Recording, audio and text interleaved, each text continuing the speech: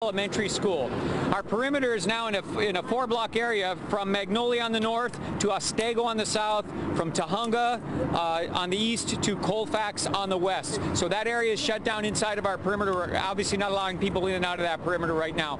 I know people are interested in their kids at school. We're working on a program or on a procedure to get the kids out of the school as safely and quickly as possible. Right now we don't believe any of those kids are in danger. They're all inside the school, and schools are on lockdown. That's 3 schools that are on lockdown in the area. The suspect in this case has been identified. Obviously we know who it is. We're not releasing that name. He's about 40 years old, male, Hispanic, and he does have a warrant in the system for 422 of the Penal Code, which is terrorist threats. Our SWAT team is in here. I'm asking a request of the media that they don't videotape or show a live feed of what our SWAT team is doing.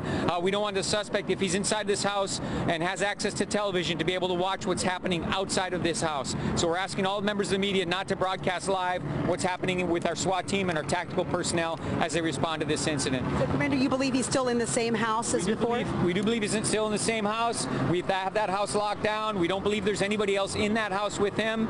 What we have now is a standard LAPD barricaded situation, which our SWAT guys handle every day, and they do very, very well. So time is on our side right now. We're going to maintain this perimeter. We're going to maintain this house on lockdown, make sure that all the people in the neighborhood are evacuated as appropriate to keep everybody safe, and we'll keep you guys updated as the afternoon progresses. Is the suspect related to this house in any way, or is this just a random home that he chose? Yeah, right now we don't believe this suspect is related to this house, but we're going to have to double check that obviously as the day goes on. And other than the terrorist threats, please? The terrorist threats happened several days ago in our Hollenbeck division. We took a police report of terrorist threats, and we obtained a warrant for the arrest of this individual. That warrant is in the system.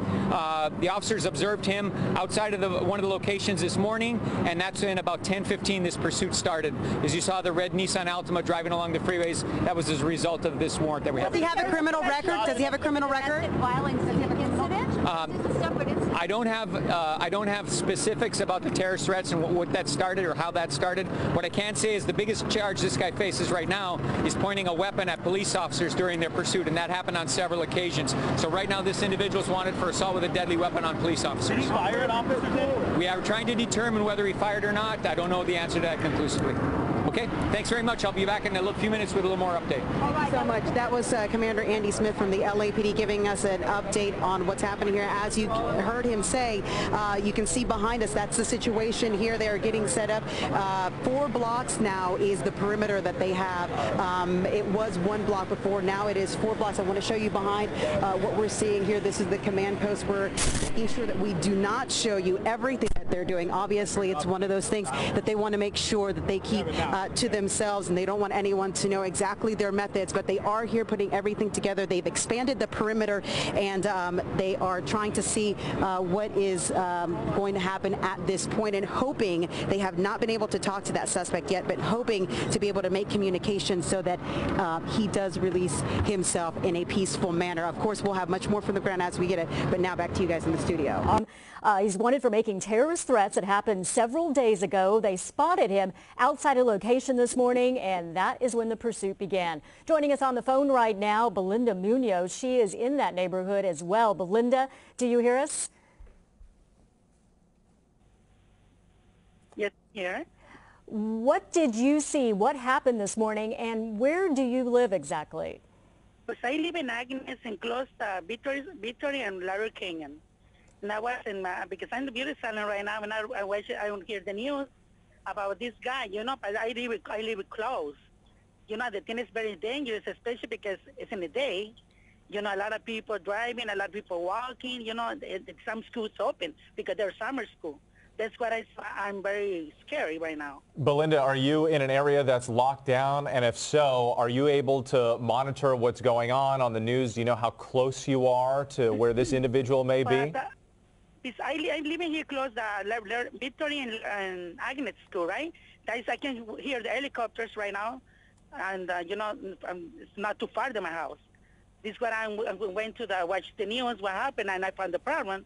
Just looking for some guy. They have a very, you know, very bad arms. You know, this is what I'm scared. You know, I don't want to let 4 people die. You know, in this circulation right now. What went through your mind? How concerned are you when you saw all of this? It seems crazy, right? Yes, it's crazy and scary. maintain a safe position and stay as far away from this area as possible. A couple things that I'd just like to highlight again that Commander Andy Smith reported there. They do not believe that anybody else is inside the house with this individual. So that is incredibly good news. So now they say time is on their side. They have their SWAT team, highly trained SWAT team, trained to deal with this sort of situation. They are attempting to make contact with this person. They know who he is. So now while they do want to get him into custody, and of course he is armed and dangerous, you don't, at least according to police, have an individual who could be a hostage inside. So that gives police a little bit more flexibility in terms of what they can do. He also talked more about the perimeter, a 4-block area right now, and I didn't make out everything, but from Tahunga to Colfax, Magnolia, and then the North Street, still not sure. But he also referenced some of the schools in the area that are on lockdown, and he tells people that not to worry, your children are safe, and they are in the process of removing some of those kids, removing some of the faculty members as we speak. All right.